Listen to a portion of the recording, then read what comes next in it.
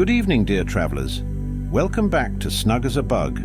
I am Adam, Atticus's brother, and tonight we embark on a timeless voyage through the mythic seas of ancient Greece, joining the legendary Odysseus on his epic journey home. As you settle into your bed, feel the weight of the day slowly melting away with each breath. You are safe here, in this quiet moment, relaxed and ready to explore the vast mysteries of the ancient world. Tonight, we will sail with Odysseus, beginning with his perilous encounter with the fearsome Cyclops Polyphemus. You'll feel the tension as our hero faces impossible odds in a land ruled by giants. Next, we journey to Circe's enchanted island, where the crew finds themselves under the spell of the powerful sorceress. Each tale will draw you deeper into this mythical adventure, where gods and monsters lurk at every turn. But before we embark on this legendary quest, let's take a few moments to ease your mind and body into total relaxation. Close your eyes gently, allowing the soft darkness to envelop you. Feel your body sinking deeper into your bed, supported and cradled by the warmth around you. With each slow, deep breath, let your muscles loosen. Let your thoughts quiet. And let your heart beat with a steady calm. Now, imagine you are aboard a great ship, drifting on the serene waters of the Aegean Sea. The gentle rocking of the ship lulls you into a deeper state of tranquility. Above you, the night sky is vast, filled with shimmering stars that guide your journey. While below, the ancient sea hums with secrets untold, its waves softly kissing the hull of the ship. Feel the soft breeze on your skin, carrying with it the faint scent of salt and distant lands. The rhythmic sound of the waves soothes you, each crest and trough pulling you further into relaxation. You are weightless, floating in a world where time slows, and the only sounds are the whispers of the ocean and the steady beat of your heart. As you drift peacefully, let go of all that weighs on your mind. Trust in the stories ahead to carry you away, far from the worries of the day.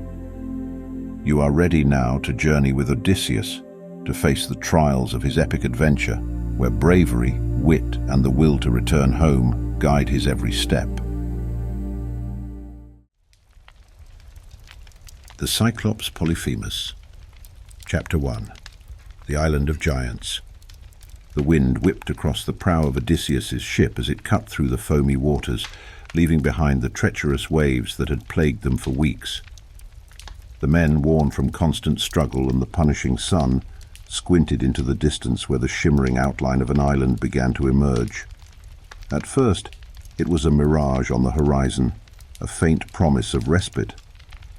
But soon, as they drew closer, the land became clearer, an island rich with thick forests, its cliffs towering like sentinels guarding the shore. Odysseus, standing tall despite his weariness, kept his sharp gaze on the land, reading its every curve and shadow with the precision of a seasoned captain. The air felt different here, alive with an unspoken energy, thick with possibilities both promising and perilous. The light of Helios bathed the island in a golden hue, making it seem like a paradise, a sanctuary after weeks of battling the unforgiving sea. "Do you think the gods have finally granted us a blessing, Odysseus?" asked Eurylochus, his voice carrying a tinge of hope not often heard during their voyage. His eyes reflected the hunger and desperation shared by the entire crew. Odysseus remained silent for a moment, his instincts whispering caution. They had seen many lands before, and though some had offered them respite, others had delivered only death and despair. He ran a hand over his grizzled beard, feeling the weight of leadership press upon him once more. His men looked to him for decisions, for guidance, and he could not afford to fail them. "The gods do not give their blessings so easily, Eurylochus," Odysseus finally said, his voice low and measured. "This land may offer us what we need, but it could just as easily take more than we are willing to give. We must tread carefully. As the ship sailed closer to the island's shores, the lush green of the trees became more vibrant. The scent of wildflowers filled the air, and the sound of birds echoed faintly over the rhythmic lapping of waves. The men, seeing the beauty of the land and feeling the pull of solid ground, stirred with anticipation. "Prepare to dock," Odysseus ordered, his tone firm but not without compassion. He knew they needed this moment, needed to feel hope again. But remain vigilant. The gods test us even in the most beautiful of places. The ship slid smoothly into a natural cove, the water calm and inviting. The sandy shore, unmarred by human touch, stretched out before them like a canvas of peace. The crew, unable to contain their excitement, leaped from the deck into the shallows, letting the cool water embrace them before they rushed onto the beach, laughing like children freed from a long captivity. Odysseus watched them, a small smile tugging at the corner of his lips. These men, though weathered by hardship, still carried within them the light of life, a spirit that refused to be extinguished. Yet his smile faded as his eyes turned toward the dense forest beyond the shore. There was something there, something unseen but felt, a presence that watched them as they celebrated their arrival. "Eurylochus, come with me," Odysseus said, motioning for his trusted companion. "We'll take a small group and explore further inland. The rest should remain here and make camp." The group, a dozen strong, ventured cautiously into the island's interior. The forest was thick with towering trees whose branches intertwined above, casting dappled shadows on the forest floor. The air was cool, and the scent of earth and wild herbs filled their lungs. But as they walked deeper, the sounds of the forest, the birds, the rustle of leaves, began to fade, replaced by an unnerving silence. It was as if the island was holding its breath, waiting for something, or someone. Then through the trees, they saw it, a cave, large and foreboding, its entrance wide enough to swallow their ship whole. The stone walls of the cave were rough, jagged like the teeth of some great beast, and from within a thin plume of smoke curled lazily into the air. Odysseus held up a hand, signaling his men to halt. His eyes narrowed as he examined the cave. This was no ordinary shelter. Whoever, or whatever lived here was powerful enough to make a home in a place that nature itself seemed to fear. "Stay close," Odysseus murmured, his hand instinctively moving to the hilt of his sword. "We don't know what lies within." The men, though exhausted and eager for rest, followed their leader with cautious steps. As they approached the cave's mouth, the smell of roasting meat drifted out, mingling with the smoky air. Inside, the cave was vast, the ceiling disappearing into shadow. Shelves carved into the stone walls held wheels of cheese and baskets of fruit. The ground was littered with the bones of sheep and goats, their remains scattered haphazardly across the floor.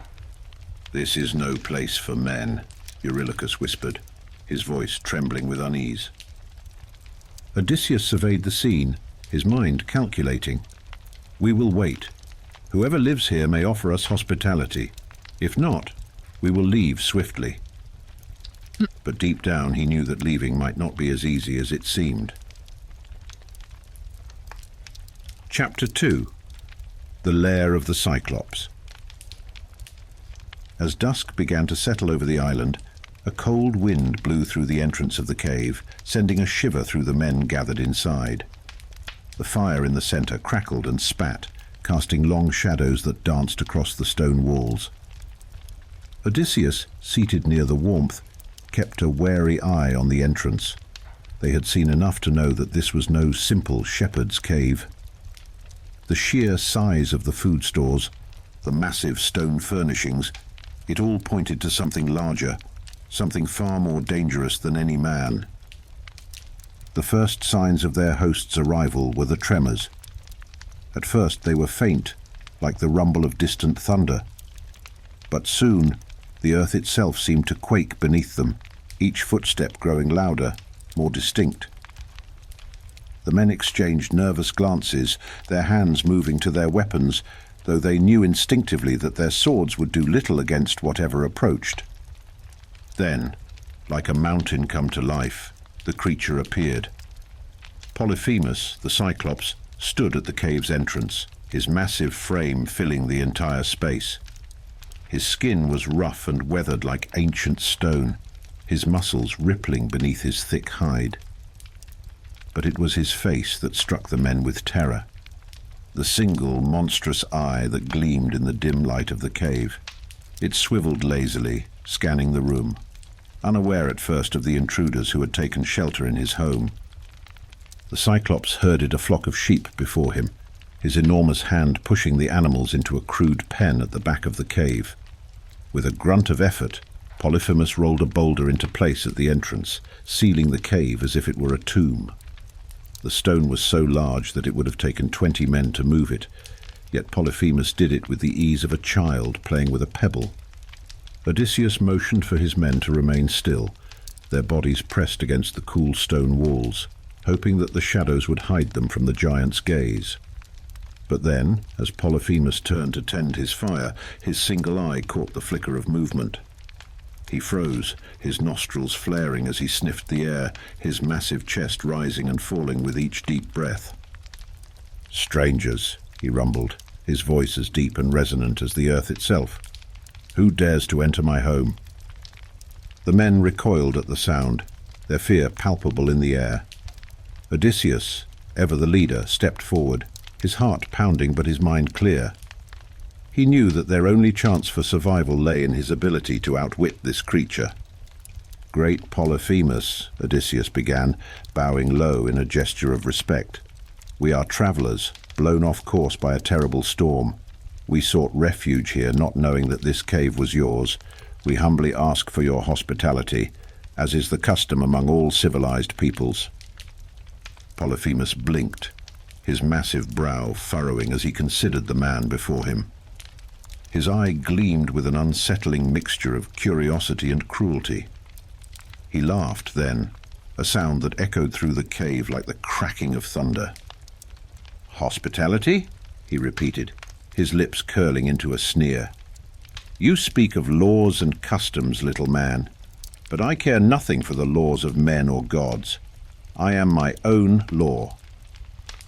Before Odysseus could respond, Polyphemus moved with terrifying speed. His massive hand shot out, grabbing 2 of Odysseus's men as if they were no more than toys. The men screamed in terror, struggling against the iron grip that held them, but it was futile. With a sickening crunch, Polyphemus smashed their bodies against the ground, silencing their cries in an instant. The Cyclops wasted no time. He ripped the limbs from their broken bodies, tossing them into the fire as if preparing a meal. The smell of roasting flesh filled the air, mingling with the acrid scent of smoke. The remaining men stared in horror, too shocked to move, their minds grappling with the sheer brutality of what they had just witnessed. Polyphemus, seeming to relish in their terror, tore into his grisly meal with a savage hunger. His single eye rolled back in satisfaction as he chewed, the bones of Odysseus's men cracking between his enormous teeth. The sound of it, the wet crunch of bones, the low growl of Polyphemus as he feasted, echoed through the cave, amplifying the horror of the scene. Odysseus's mind raced as he watched in silence. He knew that if they did nothing, they would all meet the same gruesome fate. But Polyphemus was no ordinary foe. His size, his strength, his sheer cruelty made him a monster beyond anything they had faced before. And yet Odysseus had faced the impossible many times. He had sailed through storms that could tear apart mountains, faced enemies more cunning and ferocious than any mortal man could endure. He had survived because of his wits, because of his unyielding will. He would not let his men die here, not like this. As Polyphemus settled down by the fire, his belly full, Odysseus took a deep breath and forced himself to speak. His voice, calm and measured, cut through the tense silence. "Great Polyphemus," Odysseus said, stepping forward, his gaze never leaving the Cyclops. "You have shown us your strength, and we know you could crush us all without effort. But we are not without gifts. We come bearing something that even you, mighty as you are, may find pleasing." Polyphemus's single eye shifted toward him, narrowing with suspicion. "Gifts?" the Cyclops rumbled, his voice thick with skepticism. "What could you, weak and pitiful, offer me?" Odysseus smiled, though his heart pounded in his chest. "We carry with us the finest wine, a gift from the vineyards of Ismarus. It is a drink so sweet and rich that even the gods themselves desire it. We offer it to you as a token of peace." Polyphemus tilted his head, intrigued despite himself. His appetite for flesh was not easily sated, but the thought of tasting something new, something even the gods might crave, appealed to his cruel vanity. "Very well," the Cyclops growled, waving a massive hand dismissively. "Bring me this gift. But know this, little man, if it displeases me, you will join your comrades in the fire." Odysseus bowed again, signaling to his men to retrieve the wine from their supplies. They moved quickly, fear propelling their every step. Within moments, they produced a goatskin filled with the rich, dark wine Odysseus had saved for an occasion like this, an occasion where wits were the only weapon. He handed the goatskin to Polyphemus, who snatched it up greedily, tearing off the stopper with his teeth. The Cyclops sniffed the wine cautiously before tipping the skin to his lips. He drank deeply, the wine spilling over his chin as he gulped it down in great heaving swallows. When he finally lowered the goatskin, Polyphemus let out a deep, satisfied sigh. His eye gleamed with pleasure, and for the first time he smiled, though the sight of it was no less terrifying.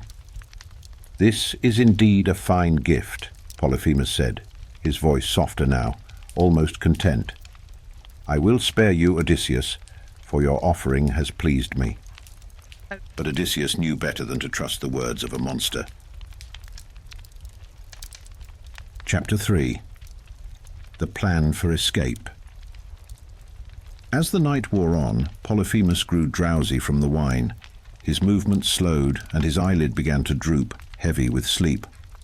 The fire's light flickered against the cave's walls, casting long shadows as the Cyclops reclined near the warmth, his breath slowing into deep, rhythmic snores. Odysseus motioned for his men to gather around him, keeping their voices low so as not to disturb the sleeping giant. "We cannot leave yet," Odysseus whispered, his eyes darting toward the boulder that blocked the entrance to the cave. "That stone is too large for us to move, but we must act now, while he sleeps." Eurylochus, his face pale with fear, glanced at the Cyclops' massive form. "What can we do, Odysseus? He is too strong for us, even in his sleep." Odysseus smiled grimly. "Strength is not the only way to win a fight, my friend. We will not overpower him. We will outsmart him." He pointed toward the massive wooden staff lying near Polyphemus's sleeping form. It was as thick as a tree trunk, the end sharpened to a deadly point. The Cyclops had likely used it to herd his sheep, but Odysseus saw its potential for something far more dangerous. "We will sharpen the end of that staff," Odysseus explained, "and when it is ready, we will blind him while he sleeps. Without his sight, he will be vulnerable. When he opens the cave to let his sheep out in the morning, we will escape." The men exchanged uncertain glances, but they trusted their captain. They had seen Odysseus triumph over impossible odds before, and though this plan seemed reckless, it was the only hope they had. Quietly, they crept toward the staff, their footsteps muffled by the thick layer of dust on the cave floor.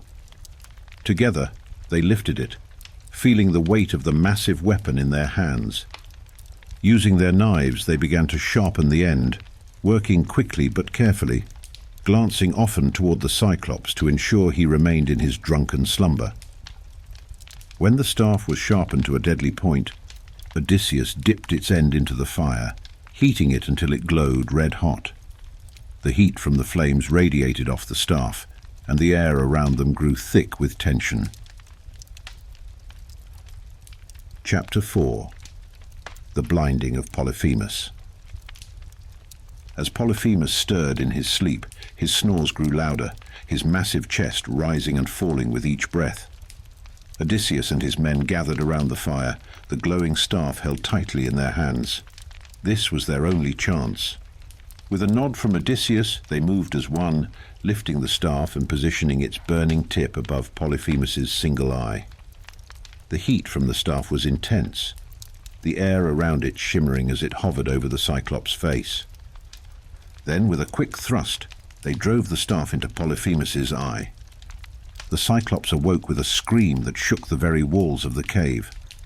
His hand flew to his face, grasping at the burning staff, but it was too late. The damage had been done. His eye, his only means of sight, was destroyed, reduced to a smouldering ruin. Polyphemus thrashed about the cave, howling in agony, his massive hands clawing at the air as he stumbled blindly. The men scattered, darting out of the way as the Cyclops crashed into the walls, sending rocks and debris tumbling to the ground. "Who has done this to me?" Polyphemus roared, his voice filled with fury and pain. "Who dares to blind me?" Odysseus, ever clever, called out, "It is nobody who has blinded you." The Cyclops, confused and disoriented, clutched at his face, his eye burning with pain. "Nobody," he bellowed. "Nobody has done this to me." The other Cyclopes on the island, hearing his cries, rushed to the entrance of the cave, their deep voices rumbling through the night. "Polyphemus, what is happening?" they called. "Why do you scream?" Polyphemus, still clutching his face, shouted back, "Nobody has attacked me. Nobody has blinded me." The other Cyclopes, hearing this, shook their heads in bewilderment.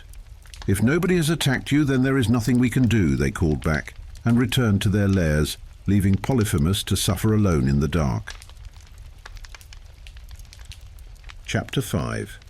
The Great Escape. Blinded and enraged, Polyphemus staggered toward the entrance of the cave, his massive form blocking the only way out. His hand groped for the boulder that sealed the cave, but without his sight, he could not move it with the precision he once had. In his desperation, he crouched down near the entrance, his enormous hand resting on the ground, ready to feel for anyone who tried to escape. "You will not leave this cave alive," Polyphemus growled, his voice filled with malice. "I will crush you as you pass, one by one." Odysseus, watching from the shadows, knew they were running out of time. But even in the face of such danger, his mind remained sharp. He scanned the cave, searching for a way out, when his eyes fell upon the sheep, Polyphemus's prized flock. The sheep, large and sturdy, huddled together at the back of the cave, bleating softly in confusion, unaware of the chaos around them. An idea sparked in Odysseus's mind, one that played on the very nature of the Cyclops' blindness. Odysseus moved silently toward his men, his voice barely a whisper as he relayed his plan. "We will hide beneath the bellies of these sheep," he explained, his eyes flicking toward the massive creatures. "When Polyphemus opens the cave to let them out to graze, he will feel the tops of their backs, but not underneath. We will cling to the underside of the largest rams and escape unnoticed." The men, though terrified and exhausted, nodded in agreement. Their trust in Odysseus, forged through years of hardship and peril, held fast even in this moment of sheer terror. One by one they crept toward the sheep, choosing the largest and strongest of the flock. With careful precision, they tied themselves beneath the animals, wrapping their arms tightly around the thick wool and pressing their bodies against the warmth of the beasts. The rams, sensing nothing amiss, shuffled quietly as they prepared to leave the cave. As dawn began to break, Polyphemus, still groaning in pain, groped his way to the boulder that blocked the entrance. With a tremendous heave, he rolled the stone aside, allowing the first rays of sunlight to spill into the cave. The sheep, eager to graze, began to file out, their hooves clattering against the stone floor. Polyphemus crouched by the entrance, his massive hands feeling the tops of each animal as it passed. His fingers lingered on the largest rams, his one good eye now nothing but a painful memory, his thoughts clouded by rage and grief. Yet, as Odysseus had predicted, the Cyclops only felt the tops of the animals, never thinking to check beneath them. Odysseus, clinging tightly to the wool of the largest ram, held his breath as Polyphemus's hand brushed over the animal's back. The Cyclops grunted in frustration, sensing that something was amiss but unable to grasp what. After what felt like an eternity, Polyphemus allowed the ram to pass, and Odysseus, along with his men, slipped quietly out of the cave and into the morning light. Chapter 6. The Shadow of Poseidon. Once they were safely outside, Odysseus and his men wasted no time. They ran toward the shore where their ship waited, hidden in the cove. The fresh air filled their lungs, and the sight of the sea stretched out before them, a promise of freedom and survival. But though their hearts beat with triumph, Odysseus could not shake the feeling that this victory came with a price yet to be paid. As they scrambled aboard the ship, the men collapsed on the deck, their bodies trembling with the adrenaline of their escape. Some wept openly, overcome by the horror of what they had witnessed and the relief of their survival. Odysseus, ever the leader, stood at the helm, his gaze fixed on the distant shore where Polyphemus still roamed, his fury a palpable presence even across the water. The Cyclops, now blind and vengeful, stumbled toward the cliff, his voice booming with rage. "Odysseus!" Polyphemus bellowed, his voice carrying over the waves like a curse. "I will find you wherever you go. My father Poseidon will seek revenge for what you have done to me." The mention of Poseidon, god of the sea, sent a chill down Odysseus's spine. He knew all too well the power of the gods, especially the wrath of Poseidon. He had angered the sea god before, and now, having blinded his son, he had sealed his fate. Despite the danger, Odysseus could not resist one final act of defiance. Standing tall at the prow of his ship, he cupped his hands around his mouth and shouted across the water, his voice filled with pride and resolve. "Polyphemus, it was not nobody who blinded you. It was I, Odysseus, king of Ithaca." Polyphemus roared in fury, his rage echoing across the island as he hurled a massive boulder toward the ship. The rock crashed into the water just behind them, sending up a great wave that rocked the vessel, but they remained unscathed. The men gasped in terror, but Odysseus stood firm, his gaze never leaving the shore. "Odysseus, my father will avenge me," Polyphemus cried, his voice filled with both rage and sorrow. "You will never return home." With that final curse hanging in the air, Polyphemus turned away, disappearing into the shadows of his cave. The island, once so beautiful and full of promise, now seemed a place of death and despair. But Odysseus knew that his journey was far from over. The winds picked up, filling the sails as the ship sped away from the island, the sea churning beneath them.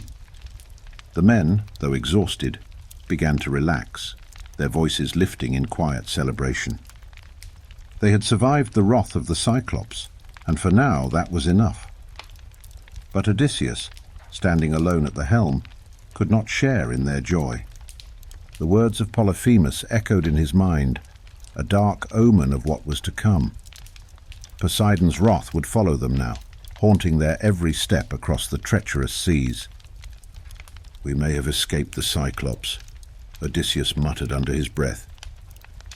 "But the gods are not done with us yet." The sky darkened as the sun dipped below the horizon, the waves growing larger, more threatening. Odysseus stared out over the vast ocean, knowing that his fate was tied to these waters, fate that the gods, and Poseidon especially, would not let him forget. As the ship sailed farther into the unknown, Odysseus turned his thoughts to the next trial that lay ahead, Circe's island, a land of enchantment and danger, where men were turned into beasts and the line between reality and magic blurred. He knew that his men would need to be strong, for what awaited them was no less perilous than what they had just survived. And so their journey continued, each step fraught with new challenges, new tests of their courage and will. But Odysseus, ever the clever leader, knew that the key to survival was not in strength alone, but in wisdom, wit, and the ability to outsmart even the most powerful of foes. For now, they had escaped the clutches of Polyphemus. But the gods were watching, and their next trial was just over the horizon.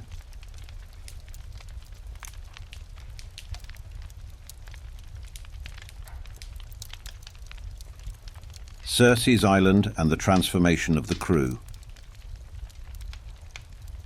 Chapter 1. The Island of Enchantments. The wind carried the ship of Odysseus forward, its sails billowing under the deep blue sky, while the horizon stretched out endlessly with no land in sight. The sea, though tranquil for the moment, seemed to hum with a strange energy, one that kept Odysseus on edge. Days had passed since they escaped the wrath of Polyphemus, and while the men had been glad to leave the Cyclops behind, the threat of Poseidon's curse loomed over them like a dark cloud. Odysseus stood at the prow of the ship, his sharp eyes scanning the horizon. He could feel a shift in the air, a change in the wind, as if the sea itself were guiding them toward their next destination, an unknown place where danger and opportunity intertwined like the threads of fate. Then, just as the sun began to dip toward the western sky, a distant shape materialized on the horizon. An island draped in mist and mystery rose from the sea like a forgotten jewel. Tall cliffs crowned with lush forests loomed over the shoreline, and the sound of birds echoed faintly across the water, carried on the breeze. The men, weary from their long journey, stirred with renewed energy at the sight of land. The island, with its vibrant green hills and peaceful coves, seemed like a haven after the endless days adrift on the open sea. They exchanged hopeful glances, eager for fresh water and food, for rest and comfort. Odysseus, however, was not so easily swayed by the island's beauty. He knew from experience that the most dangerous places often appeared the most inviting. His mind raced with thoughts of what or who might dwell on this enchanted isle.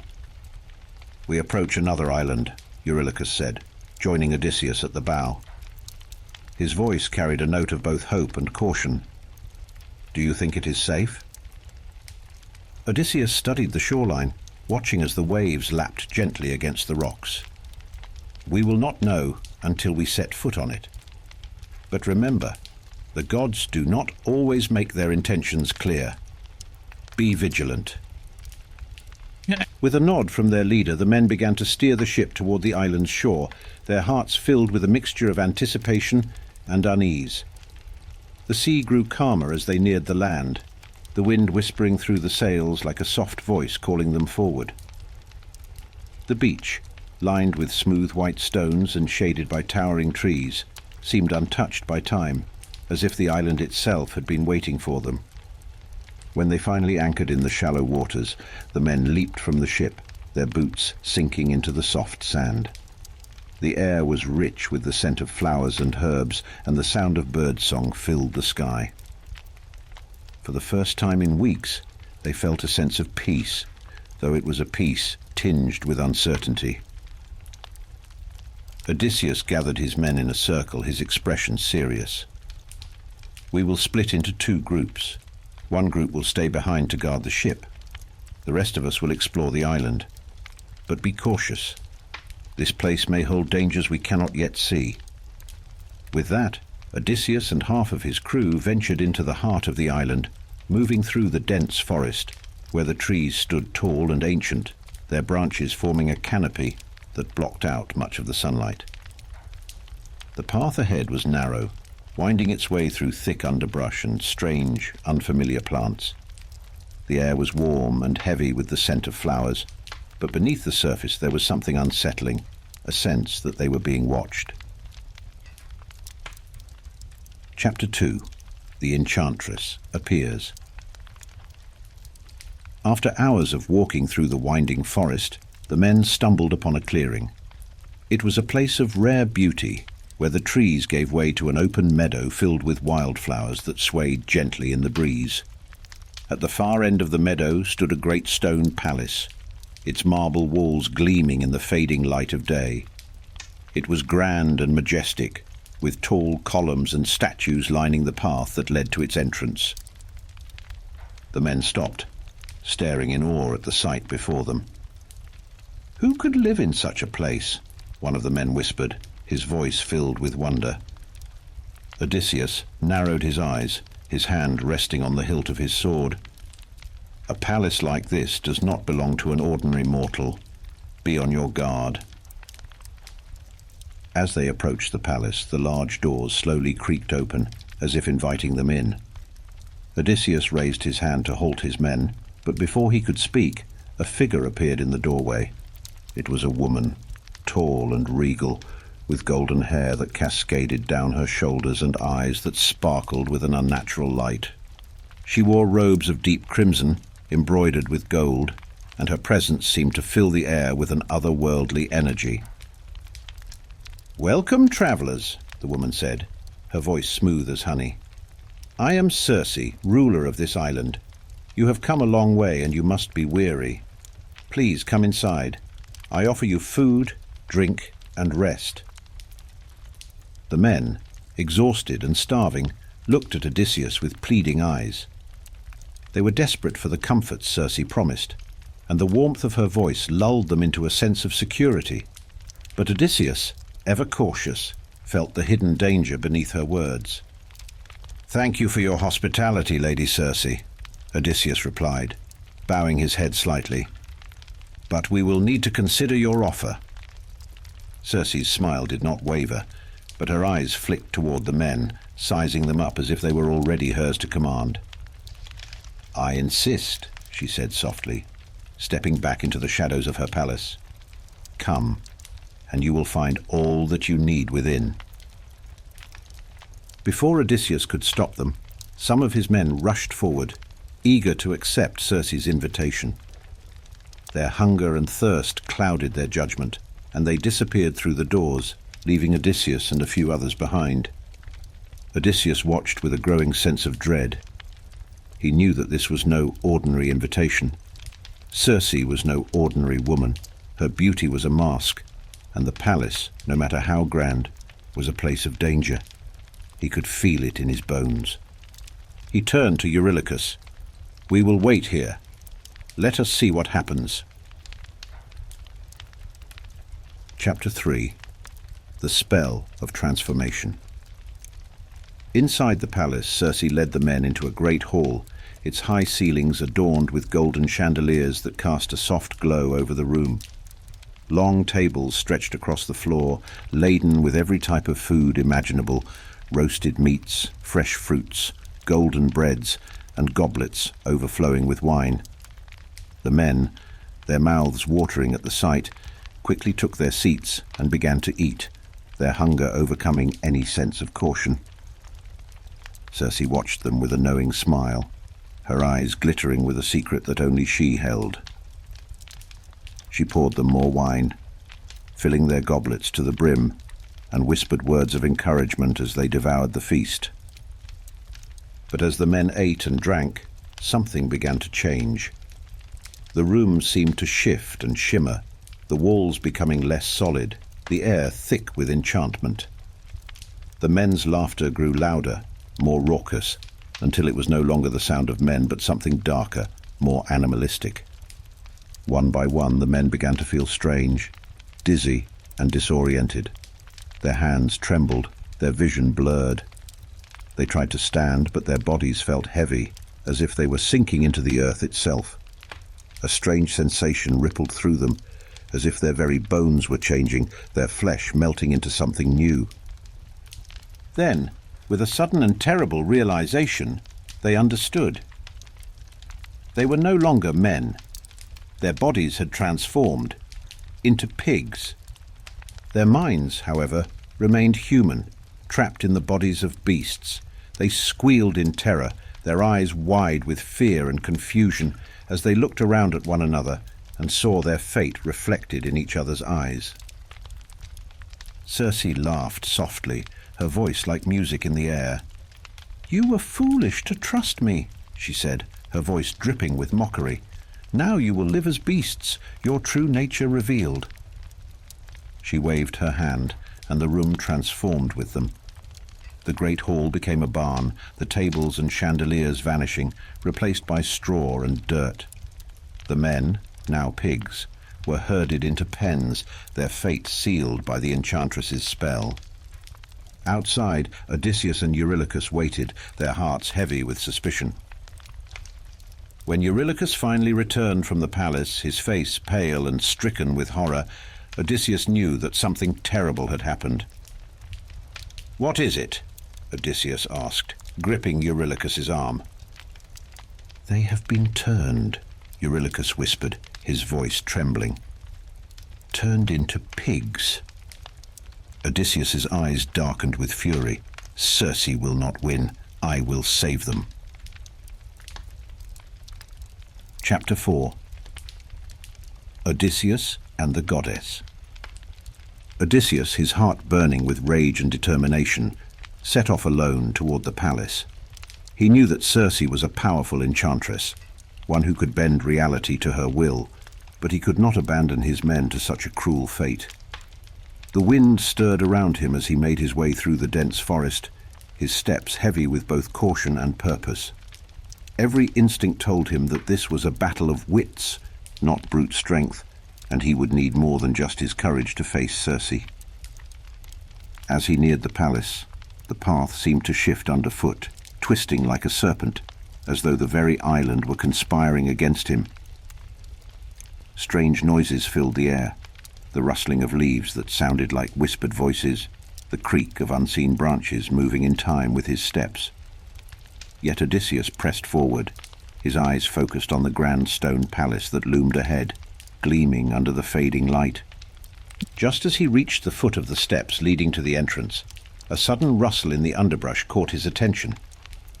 Odysseus stopped, his hand instinctively moving to the hilt of his sword, though he knew that no ordinary weapon would protect him from magic. Then, out of the shadows, a figure appeared. It was Hermes, the messenger of the gods, his winged sandals glinting in the twilight. The god's expression was grave, yet his eyes held a spark of mischief, as if he knew more than he let on. "Odysseus," Hermes said, his voice smooth and quick like the wind, "you are about to face a powerful sorceress, one who bends the will of men to her desires. But the gods do not leave you without aid. I have come to offer you protection against her magic." Odysseus, though surprised by the god's appearance, bowed his head in gratitude. "I thank you, Hermes, but how can I hope to defeat such a powerful enchantress?" Hermes held out his hand, revealing a small white flower with a delicate black root. "This is the moly plant," he explained. "Its magic will protect you from Circe's spells. She will try to enchant you as she did your men, but this will render her powerless over you. When she sees that her magic does not work on you, she will be forced to negotiate." Odysseus took the plant, tucking it carefully into his belt. The moly was a fragile-looking thing, but he could feel the power emanating from it, a subtle yet potent force that seemed to hum against his skin. He nodded to Hermes, his resolve strengthening. "Thank you, Hermes. With this, I will free my men and end Circe's hold over us." Hermes smiled, a quick, knowing smile.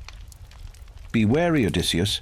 Circe is as clever as she is powerful, but I have faith that your wit will match hers. Go now, and may the gods watch over you." With that, Hermes vanished into the night, leaving Odysseus standing at the threshold of Circe's palace.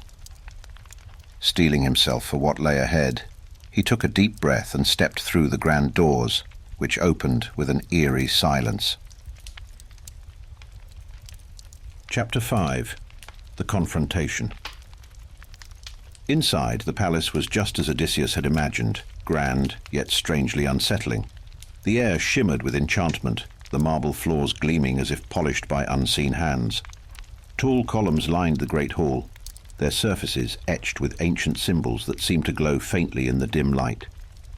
Odysseus could feel the magic thick in the air, like a heavy mist that clung to his skin.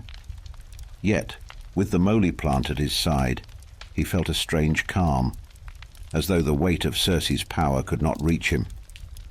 As he ventured deeper into the palace, the scent of rich wine and roasted meat filled the air, and he soon found himself at the entrance to another vast room. Inside, he saw Circe, seated on a high-backed chair at the far end of a long banquet table, her golden hair falling like a cascade of sunlight down her shoulders. She was as beautiful as she was dangerous, her eyes sharp and filled with an intelligence that sent a chill down his spine. Around the room, pigs, once his men, snuffled and grunted, trapped in their bestial forms. The sight filled Odysseus with renewed fury, but he knew that anger alone would not win this battle. He had to be clever, as Hermes had advised. Circe's eyes flicked toward him as he entered, a smile playing at her lips. "Ah, another guest," she purred, rising gracefully from her chair. "You must be the leader of this unfortunate crew. Welcome, Odysseus. I have heard of your cleverness and your many exploits. But tell me, why do you come here alone?" Odysseus kept his expression neutral, his hand resting casually on the hilt of his sword, though he had no intention of using it. "I have come to negotiate for the release of my men," he said, his voice steady. "I know of your powers, Circe, but I am not so easily swayed by enchantments. Free them, and we will leave your island in peace." Circe laughed, the sound melodic but filled with condescension. "Oh, Odysseus, do you truly believe you are immune to my magic?" She raised her hand, her fingers glowing with an ethereal light. "I have turned greater men than you into beasts. I think you underestimate me." With a graceful wave of her hand, Circe sent a pulse of magic toward him, the air shimmering with the force of her spell. Odysseus braced himself, feeling the magic wash over him like a wave, but the moly plant in his belt absorbed the energy, leaving him unharmed. Circe's smile faltered as she realized her spell had no effect.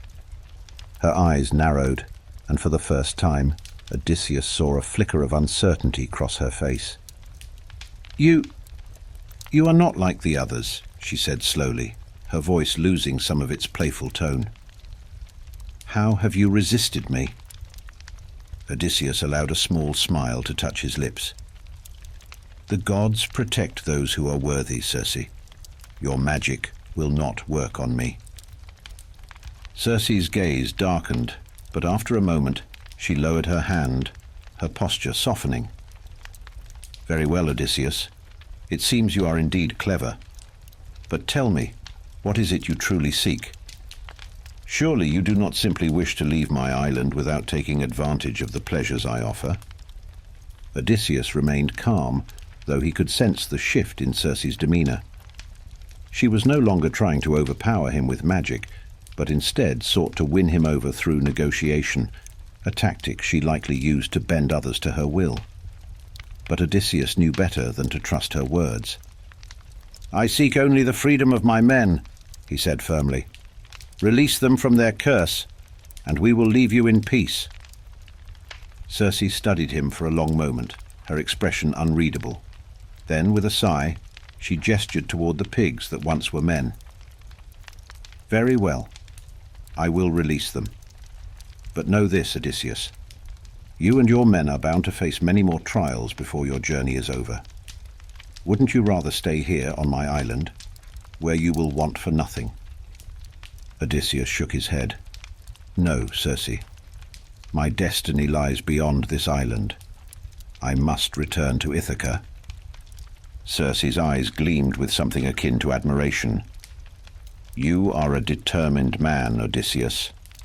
Very well, I will not stand in your way. With a wave of her hand, the pigs began to shimmer and transform, their bodies returning to their human shapes. The men, disoriented and confused, stumbled to their feet, their memories of their time as beasts still fresh in their minds. They looked around in astonishment, unsure of what had happened. Odysseus stepped forward, his voice calm and reassuring. You are free now, my brothers. We will leave this island together. Chapter 6. The End of Enchantment. With Circe's spell broken, the men gathered their strength and prepared to leave the palace. Though they were weak from their ordeal, the knowledge that they had survived gave them hope. Odysseus, ever the leader, kept a watchful eye on Circe, wary of any tricks she might have left. As they made their way to the palace doors, Circe approached Odysseus one final time. Odysseus, before you go, I offer you one last piece of advice. Odysseus raised an eyebrow, though he did not entirely trust her words. What advice do you offer, Circe? There is a place you must pass on your journey, an island where the sirens dwell. Their song is irresistible, a call that leads men to their doom. If you wish to survive, you must find a way to protect your ears from their song. Otherwise, you will be lost, as so many have been before. Odysseus listened carefully, understanding the weight of her warning. Thank you, Circe. I will heed your advice. Circe smiled, though there was sadness in her eyes. Farewell, Odysseus. May the gods guide you on your journey. With that, Odysseus and his men left the palace and returned to their ship, their hearts lighter now that they had escaped the clutches of the sorceress. The sails were raised, and the wind caught them, carrying the ship away from the island of enchantment. As they sailed into the open sea, Odysseus stood at the helm, his gaze fixed on the horizon. He knew that their journey was far from over, but for now they had triumphed over Circe's magic. The trials ahead would be just as dangerous, if not more so, but Odysseus was prepared. For now, they were free. And with each passing day they drew closer to Ithaca, though the road home was still long and filled with peril. But that is a tale for another night.